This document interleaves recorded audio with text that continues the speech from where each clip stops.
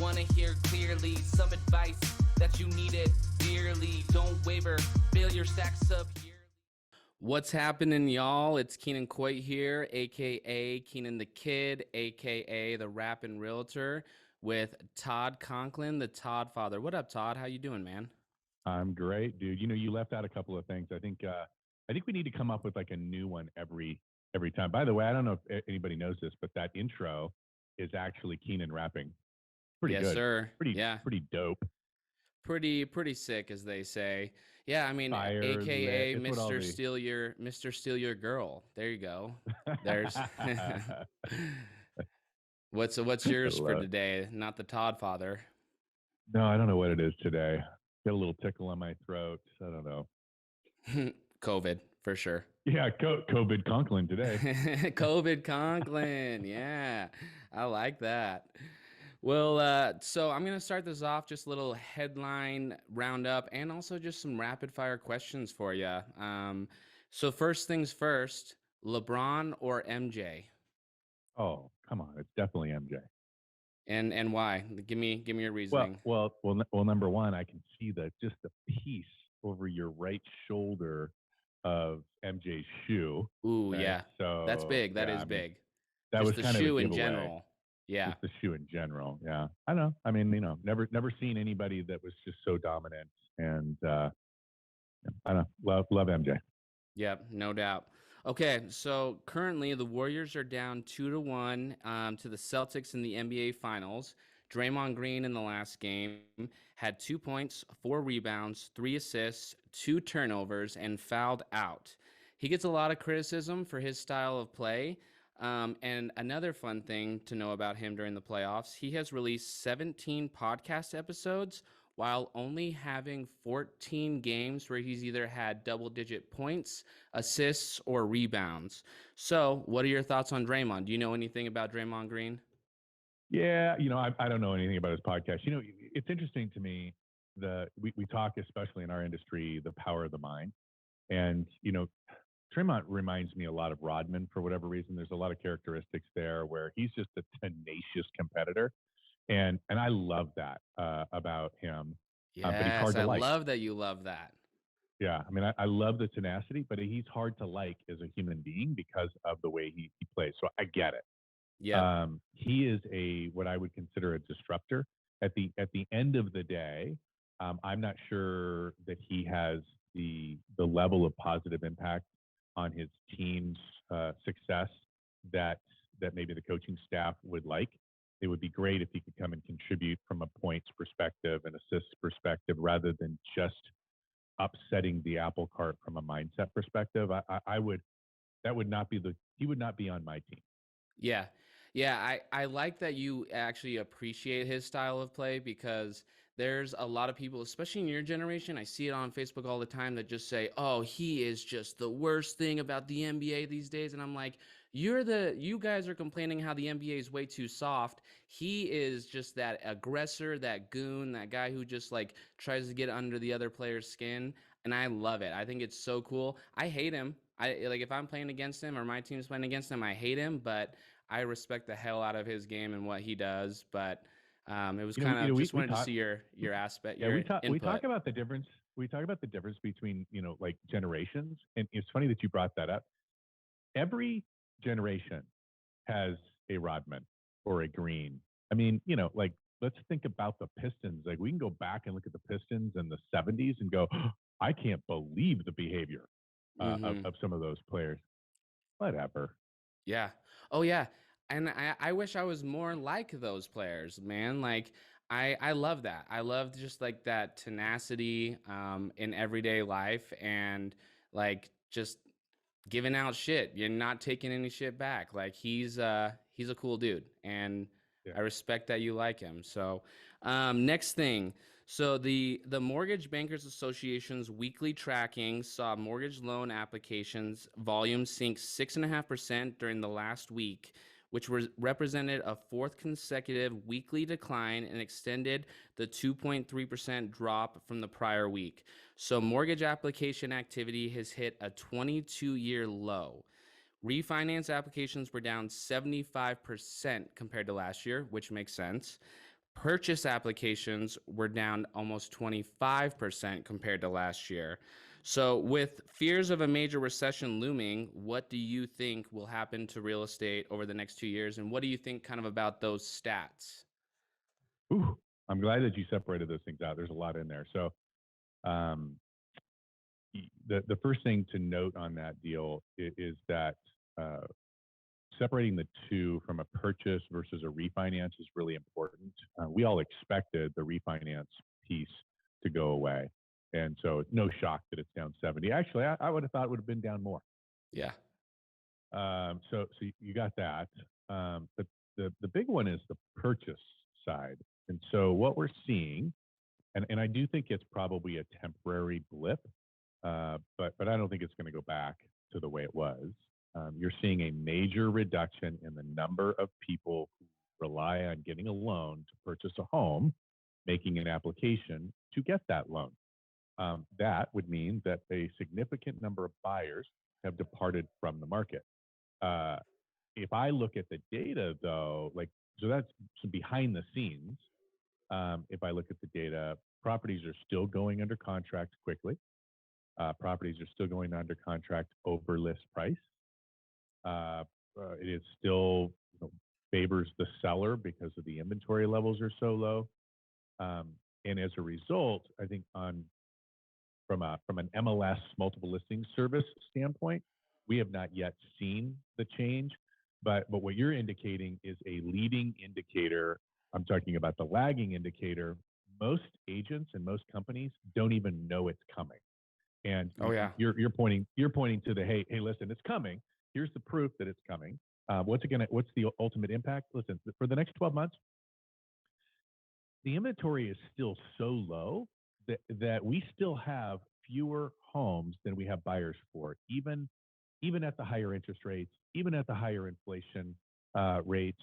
So until enough of the buyers are blown out of the market and or properties coming on the market outpace the number of buyers entering the market, until those things happen, we're probably going to see maybe a little bit of a leveling off of appreciation, but it's going to be appreciation. It's not going to be depreciation. We're Totally. probably going to see a reduction in the number of total units, but that's more a figment of listings than it is buyers. Totally. Yeah, I mean I agree right there with you. And I like what you said that it's kind of like a blip right now because people are scared right now. I mean, the news is hammering down our throats. We're talking about recession all the time. We're talking about rising interest rates. A lot of my buyers right now are giving the typical answer of we're going to kind of see what happens with mortgage rates, which that's their answer of saying we don't want to buy right now because we're scared. And I think it's just a sentiment that's just like out there, and hopefully that changes. But I mean, Can I if it give you some keeps going stats? up, it's going to be crazy. Give you some stats on this, just really fast. Um, so I love that line, right? And I would encourage any real estate agent to make sure that they really get clear on the conversation. And I love that what you just said was, hey, I think I'd like to wait to see what happens to interest rates as code for I'm actually just no longer a buyer, which may or may not be the case. What I would really encourage you to do is to dig a little deeper. Um, here's the truth, right? Like, and again, you and I started this whole conversation before we went on the recording, talking about common sense. So common sense would say that if I'm going to wait for interest rates to drop, two things: you're waiting you're waiting for them to drop back to a historically low number that we have no guarantee we're ever going to see again in our lifetime, right? So that's number one. Yep. Number two, if we bought a home at 6% today and it did go down, wouldn't we just refinance? Exactly. Okay. Exactly. Like So, people are they're hoping that then with the interest rates that prices are going to fall because yeah, the interest rates exactly what you said. If the interest rates go down, you just refinance, but you're still at least you locked in a better price. right. Even with the inflation and the rise in interest rates, there is nobody in economics that is calling for a depreciation of properties for the next 12 months. They are literally saying that for the next 12 months, they are calling for appreciation. Now, albeit it's not 30 and 40%, which was crazy anyway. this is healthy that it's slowed down to 2, 3, 4, 5%. But it's appreciation. So if I'm a buyer and I buy today, if the interest rates go down, I can refi. If they don't go down, I bought it at today's interest rates and I reap the benefits of the appreciation, right? Yep. Yep. Here's a stat, and this is great. One of our friends, Lori, was talking about. Uh, she's been in the business a long time, and she said, listen, we used to calculate interest rates based on $1,000. So $1,000 at 3% is $7.58. Okay, so $7.58 per thousand. $1,000 at 5% is $8.73. That is not a huge difference. Not at all. I think here, scary place to be. Here, we decide that we went from 3% to 6% and our payment is double. That's not how it works. Yep. Yep. All right. Yeah. Sorry. I mean, that's my rant for the day. And you're just right on. I think as us as agents, we need to be having those conversations and not fearful to come off like as a salesman or just like that we're pitching something, because it really is in the buyer's best interest. If they say, hey, I want to buy a house, but now they're saying, I'm waiting, we give them the stats. We tell them that exactly what you said, and there's no reason why they should say, okay, yeah, I'm going to keep watching the interest rates. They should say, okay, I'm going to lock in a rate right now, especially while the inventory is a little bit better. The inventory is so much better than 6 months ago. Amen. So, okay. Thank you for your insight, the Todd Father Yoda man, on that stuff. The main thing I wanted to focus on today is hiring assistants. So this is something that currently I am going through. I have a full-time assistant now. She's been with me almost a month. And it's tough. It's tough for me as now becoming a leader of a team to have this direction and feel like I'm doing the right things. And I know for a lot of people, just like me, they're probably holding off on hiring an assistant because it sounds like a lot of work and there's a lot of unknowns. And we like doing things ourselves because we know we can get it done. So overall, first question I wanted to ask you is, I want to distinguish the difference between leveraging people in your business versus having a full-time assistant. What's the difference? Well, I mean, when you talk, when I hear you say leverage, I think of, I'm your partner, so they're the staff of Coldwell Banker Distinctive Properties versus you hiring an assistant. So to me, that's the biggest thing. And this is funny. So anybody who's gone out and tried to hire any staff, I don't care what it is, TC, marketing, whatever, knows this journey. There's a couple things that happen. Number one, you are officially a business owner. Period. End of story. And the reason people are afraid is because now their organization or lack of organization, their knowledge or lack of knowledge is on full display. Okay? Yes. There's a lot of very talented people in this industry that don't have the right processes and organization in place to be able to withstand any kind of market. And boy, I tell you what, go hire somebody and you'll find out exactly where you're struggling. For sure. The other thing is it's not easy, right? It's not easy to find them. It's really expensive.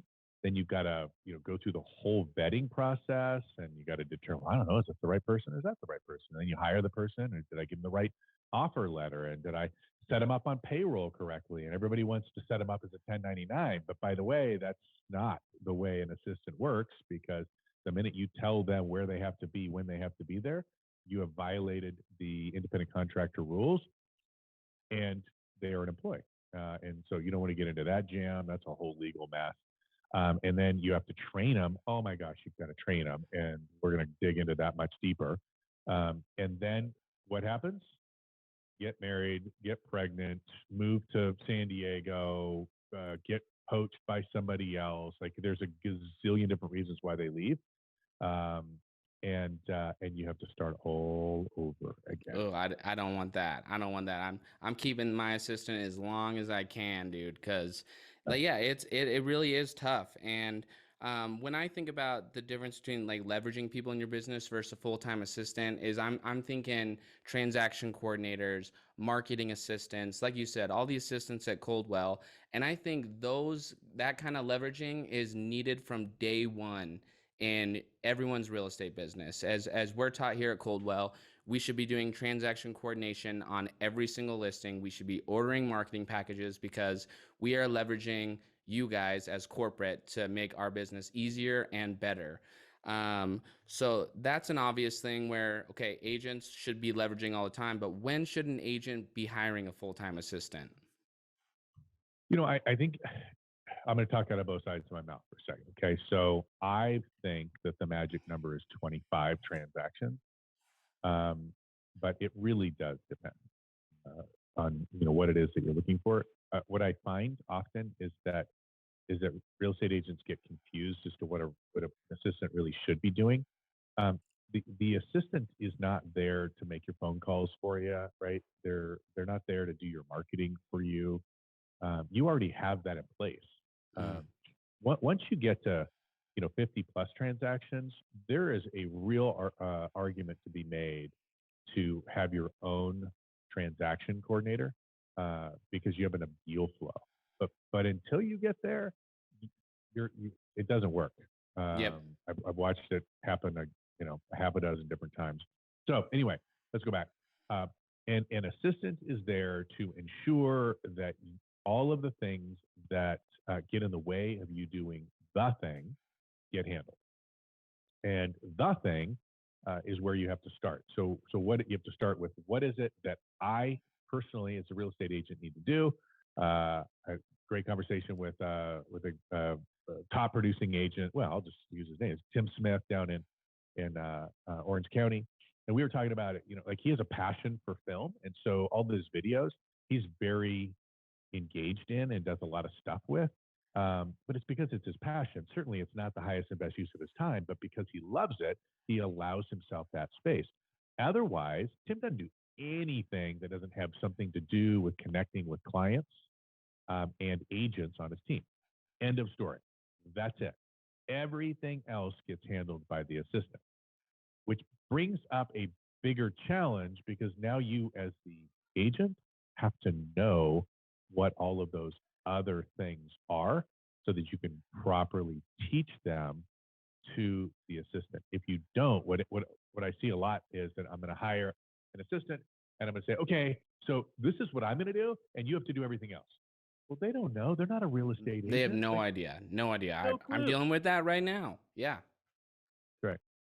So with going off that, so what are these what are these tasks that the assistant should be doing? Just I think it's just broad because like you said, we all have different ways of doing business. So same thing like Tim, I love doing video. It's like one of my favorite things to do. So I'm not going to be having my assistant writing video scripts for me or anything because that's content creation that I enjoy.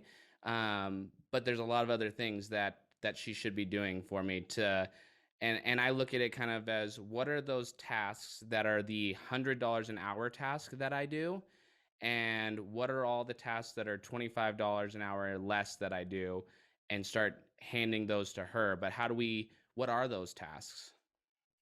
Well, and here's another way of looking at the same thing, just because some people, I think, get confused with the $100 versus $15. Your job is to make it rain. That's it. That's it. If the thing that you're doing right now is not producing rain, it's your assistant's job, right? Make sense? Yep. Yep. So when it comes to going to an open house, that's your job because only you can meet somebody that walks through the door and turn them into a client. Sorry, that's it. When it comes to making your phone calls, that's you. You're the only person. But what can your assistant do? Well, your assistant can do all of the checklist for the open house. And we have the distinctive mega open house checklist. It's got all of the different points.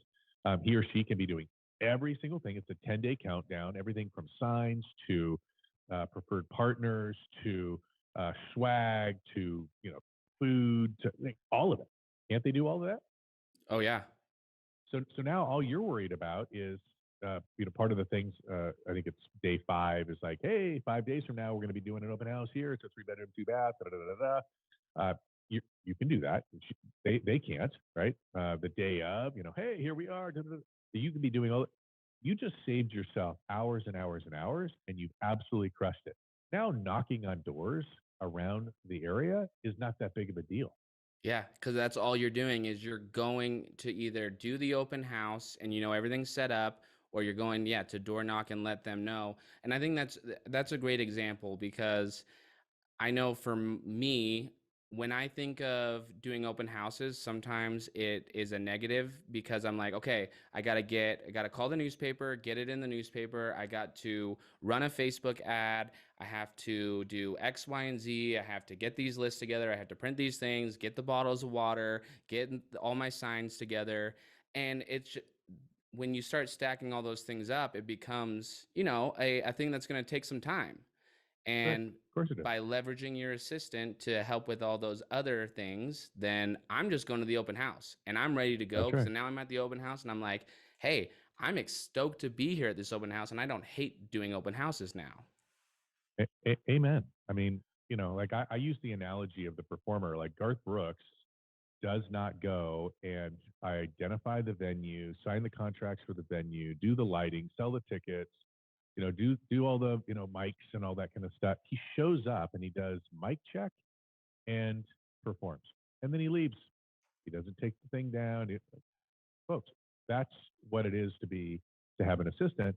And here would be another thing. Well, two things. Number one, if you don't have it written down in a process and it lives up here, you have to not hire an assistant. Okay. You need to Hmm. stop. You need to write all that stuff down. Otherwise, you're going to have a very, very painful experience. And so will your assistant. Uh, just like we do as an organization when we bring on a staff or an agent, the onboarding, the training, the initial onboarding of an agent or staff is critical to their success. What we found is that agents are 60% more productive if they're onboarded properly. That's a pretty big stat. Yep. And then of course turnover goes down. The other piece is that you really need to know, um, well, you really need to get your heart in the right place. This person, you are responsible for them, yes, and they want you to succeed. Your success is in fact their success, and so if that means that you need somebody to go pick up your dry cleaning, then give it to them. I watch a lot. This is a really interesting mindset shift. I watch a lot of people, especially folks in your age group, where they get really uncomfortable asking their assistant to go grab them lunch, Yep. right? They're like, oh, I don't know. I guess that seems demeaning. It is not at all demeaning. Not We at all. all need to eat, right? Yep. And if calling and ordering and going down to pick up your food and walking back with your food, if all of that could be used making another 10 phone calls, well, make the 10 phone calls. Yep. Yeah, and I think another important part off of that is so if you have an assistant saving you this time by doing those tasks, you need to be holding yourself accountable to be making those extra phone calls and to instead of just saying, "Well, now I have nothing to do and I can sit here and chill and drink a beer." Not going to work. You got to make sure that we're still doing the work. I'm finding with an assistant that I'm not necessarily busier yet from a business perspective, but I'm a lot busier in general because now I have more responsibilities, which is a good thing for me. But it's not going to make life easier by having an assistant. We're doing this to gear up, to grind up, to gain market share, to be the most badass real estate team that I can possibly be. Yeah. Yeah. No, I mean, you just hit it. I think that's where the power of coaching or a good mentor or accountability partner or whatever comes in because you just hit it. One of the pitfalls is great. I've delegated all of this busy work that we fall in love with, and so that I can create more space for me to do the high dollar work, the stuff to make it rain, and then I don't do it. And what you quickly realize is that you still have the mindset or the block that you had before that got you into the busy work instead of the prospecting work. You still have to, deal with that, right? You can't bury it, can't sweep it under the rug. You got to sit on the couch. You got to figure out why it is that you have this call aversion. And by the way, every person on the planet has this. Every single one until they fix it. And once you fix it, you'll never struggle like you have in the past again. But once Yep. it's fixed, it's amazing. And that's when your business goes completely bonkers. We talk about the different phases, right? Like I have no money, I have no leads. That's a brand new agent or a struggling agent. Oh my gosh, I've got some money, I've got some leads. All right, that's I need process, right? Then I get into momentum, right? That momentum is, uh, frankly, it's probably not with an assistant yet, but it's probably the time that we need to get an assistant because what you see there is this, right? We prospect really hard, stir up some stuff, and then we go and deal with all the busy work, and then that's prospect. And if we can bring in a great assistant, put in great processes, do it the Keenan way for you, and we can learn to let it go. I always tell people, you got to be Elsa. You got to let it go. If it's 80% good, that's good enough. Yep. 80% good is good enough. I know you think you're a great photographer. You're not that good, right? Like, Yep. let it go. Yep. Yeah. And I think having your assistant keep you accountable and setting the overall plan in place in the beginning is important. Like if she's doing the busy work, I need her to hold me accountable and say, okay, in the CRM, here's who you need to call because I'm doing all the busy work and organize everything and tell me how the conversation went because I'm going to send them a personal note. Creating that accountability to make sure that we are doing those high dollar tasks is key. Yeah, Okay, I so might word that just a little bit differently. Rather than putting them in a position of accountability, to me, that's sort of like saying, "Hey, to my wife, hey Shannon, I need you to hold me accountable." That's really not probably very fair of me to put my wife in a position to have to hold me accountable. Same thing with the assistant. You can, however, put in measures where your assistant knows your plan, right? Hey, yes, I've painted the vision. We're going to do $50 million in sales this year. The way we're going to do that is we're going to talk to 12 people every single day. And my assistant then is going to say, hey, here are the 12 people that you need to speak to today. Here are their phone numbers. What they're doing is holding me accountable without really holding me accountable, giving totally. me something really simple. All right, there you go. No, yeah, no, I think that's a great distinction because I think my mindset was probably wrong where um, I need to be more of that leader aspect because at the end of the day, we need to keep ourselves accountable. And that all comes back to what we've been talking about for weeks of knowing our why, having our purpose in the right mindset and going about it. And I think, yeah, even just bringing on an assistant shows that my mindset is right because I do want to take this to the next level and just got to keep working on this and keep figuring out this whole assistant thing. But from a time frame perspective, give me kind of a 1 month plan, almost an onboarding plan for an assistant from week one. What are they doing? Week two, what are they doing? Week three, week four, and so on. Whatever you want. It can be as Sure. detailed or basic as you think. I think the first week needs to be just following you around and hearing your shtick. Your assistant needs to understand what your vision is. Really needs to understand your goals in advance of being trained. And let me tell you why. Um, Without context, learning what the CRM is and does means nothing to me. Okay. However, if I know that your vision is to do $50 million in sales, which equals 42 transactions, and you want the experience to be an exceptional one for each and every customer. You want consistency, you want repeatability, predictability, like all of these things. And you want it to be like, this is how I feel about it. You need them to have the context. Once they have that, they go into the CRM going, okay, well, what can I use in the CRM that would provide the consistency that Keenan is looking for? In context. Make sense? Totally. Yep. So that's week one, is following you around and just getting to know you. Week two is becoming, and frankly, it's probably week 2 and 3, is becoming an absolute tools monster. And this is very little to do with you. I would be leveraging every single person within the Coldwell Banker Distinctive Property support team family to say, hey, listen, I need them to understand everything there is to do with websites, everything there is to do with CRM, everything to do with the e-sign, whatever, right? Like going through all of the tools, social ad engines, CB123, all of it. Yep. So that, because ultimately what you really want is you want them running that, not you, Yep. right?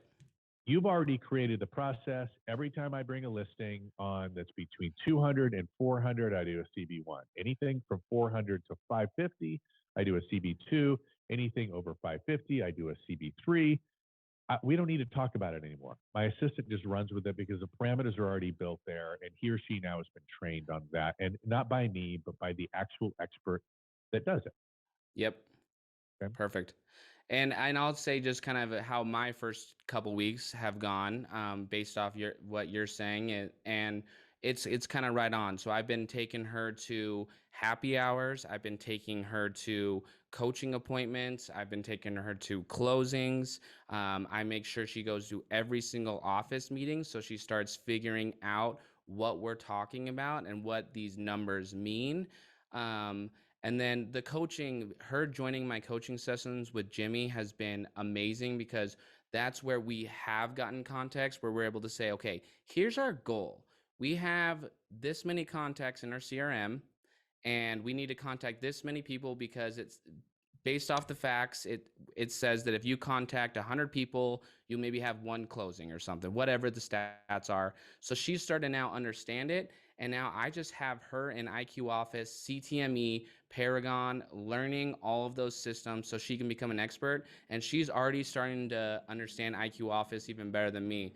She also went through and all my past clients made sure that we have all the updated emails, all the correct phone numbers, all the correct addresses, and then she scheduled follow-ups for every quarter for each of those clients. And then now is telling me, okay, here's your to-do list, and IQ Office will just automatically update that as we go on. So I think I'm kind of succeeding based off what your ideal thing is. Yeah. So Sounds like you are absolutely off to a great start. And what will happen is that will grow. I mean, we all know that we've got the different pieces of our business, so now you've got like, well, this is the Keenan way. And now you get into marketing of a different, like, hey, events. We do events. I do 4 events a year. Here's when I like to do them. Here's the kinds that I like to do. Here's the sort of experience that I want my consumer to have, and go. Right. yep. And so they take care of that. Again, you're there to show up and do and make it rain. There's another little piece. So we talked about the vision. We talked about building out the plan and making sure that they understand the plan. Um, and everybody knows, yeah, I've got to give them the empowerment to take action of the plan. We have to make sure they have the right skills, right? So that's the caveat there. Here's the piece that oftentimes gets missed, and that's the sort of the feedback loop, the accountability cadence. Um, so best practice, every day. Every day you meet with your assistant. Yep. I don't care if it's in the morning or in the afternoon. It's just always the same time. And you're going over, what did we do, the things that we needed to get done that we said yesterday, yes or no, and what are we doing in the next 24 hours, right? Yeah, and if we didn't do the things we were supposed to, why didn't we? And sometimes that could just be scheduling. It's like, okay, I understand that Keenan on Thursday afternoons goes and plays men's league. We probably shouldn't schedule follow-up calls for the afternoon because he's probably not going to be there. So Right. yeah, always every day having that checks and balances of like what's working, what's not, how do we shift? Yeah. And then you've got to have a quarterly assessment. I do not like going past 1 quarter. At the end of the quarter, we know exactly what our goals are. If I'm doing 50 million, we know exactly what I'm supposed to be tracking to each quarter, right? And so if I'm not there, then we need to figure out why I'm not there. We have to change something stat. If I am there, we need to high five each other, pop some champagne, enjoy ourselves for a minute, and then get our asses back to work.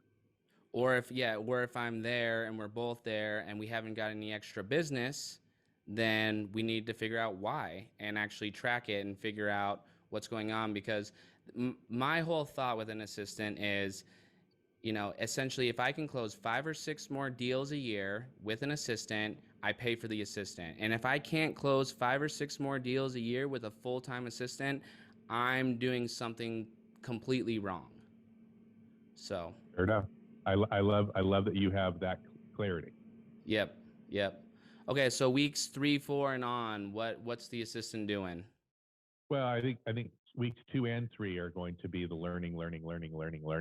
And then I think the last week you're going to spend sort of digging into your business and really providing clarity in what your vision and goals are again. Right, we did that at the first week, but now it really has some power. And making sure that there's buy-in to the plan, that they understand. You've touched on that with your coaching, and then making sure that they're clear on which of those they're empowered to take action in, what areas they're responsible for, so that they can take that. Now, this is the 80% rule, right? This is the area that you've got to let go, and now your only responsibility with those areas is that 80% rule. Okay, so or not, the accountability rule, right? As long as they can do it 80% as good as you can do it, you're good, right? Yep. Let it be. Okay? Yep. Yep. And I think that's great, man. And I think for anyone listening that's thinking about bringing on an assistant, and it is just holding off because how daunting of a task it sounds, I think you just jump in and do it. You got to have a plan. You got to have those processes in place for sure. You're going to be wasting your money, but a lot of the little details will work themselves out, and it's not even something you have to worry about. So, for example, my assistant has been like, "Hey, I need a new headshot. Hey, we need team photos." She's bringing up these ideas that are like not big important tasks for me, but it's like, okay, yeah, that's great. She's handling all the little extra things and making sure that she's getting herself set up, that we can focus on just the major items of how to make this work. So I think it's just yeah, it's key to just go for it. Yeah, and yes, you are right. You don't want to overthink it. However, remember, the onboarding experience matters.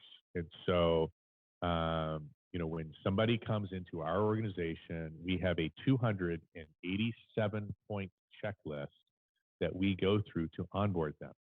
It includes every little piece of minutia that you can ever think of, like headshots and bios and all of those things. So, if it works, perhaps consider having your support team family onboard your assistant, and then you will be sure that all of those pieces are done correctly, and the onboarding experience will be amazing. You'll get all the credit for it, of Yep. course, Yep. and you'll get the benefit. It comes back to leveraging Coldwell Banker distinctive properties, Right. and we have, yeah, great staff. Shawnee's been helping with IQ Office, CTME. Carrie's been helping with marketing, IQ Office. Our front desk lady has been helping with getting her set up on printers, getting her emails all set up. That if we just, yeah, leverage our company, make sure that we use their knowledge of the onboarding process, you're right on that. It'll make it a lot easier and done correctly. Amen, brother. So hopefully that was helpful for you guys. Appreciate you listening. Next week is going to be great. So keep checking out the podcast. But if you're thinking about hiring an assistant, talk with the Todd father, talk with Keenan the kid. Love to give you some input. But it's a great time to go all in on this business, even though real estate's getting tough. That's the even better reason to hire an assistant and go all in. That's right. I will say that the business is changing. We all know it. We've been talking about it since December, January. We're really seeing it now. You can see it in your pending transactions. So hopefully there's no more debate on that. Uh, don't let your mindset go to the dark side. Remember, you have 100% control over your business, because just because the market changes doesn't mean that your business production will change, right? Remember, you just have to eat more of the pie, which means you have to be even more disciplined in executing on your plan, I know 100% that the production of a cold maker distinct to properties agent is exponentially larger than most, if not all, of your competitors.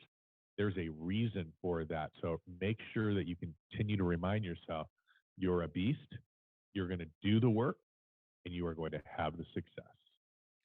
Love it. Thanks, Todd. You the man. Thanks, brother. Hey, one thing, guys, obviously we spent some time doing this and putting this content together. Hopefully you all are enjoying it. The only thing I ask is if you know somebody that's thinking about hiring an assistant, share this podcast with them. Subscribe to the link on YouTube. It means a lot to us. We appreciate you.